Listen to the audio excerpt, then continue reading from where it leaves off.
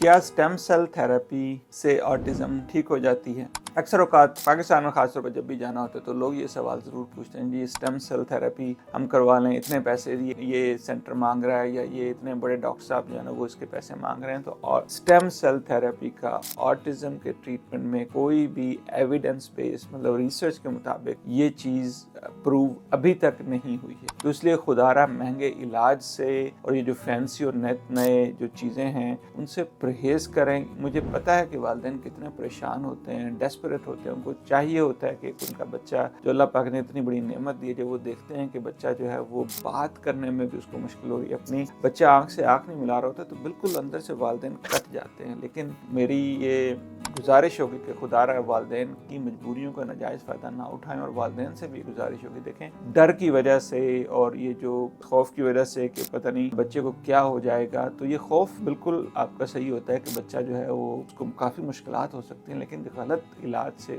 اور مسائل بچے کے لیے بھی اور فیملیز کے لیے پڑتے ہیں۔ تو اس لیے خدا رہا جو اسپیشلسٹ ہوتے ہیں بچوں کے ان کو دکھائیں، اور اس کا بہت جلدی علاج کروانا، اس کی تشخیص جلدی کروانا اور اس کا علاج جلدی کروانا ضروری ہے، لیکن صحیح علاج، نہ کہ وہ علاج کہ جس کا کوئی بھی سائنس کے لحاظ سے کوئی اس کا پروف نہ ہو۔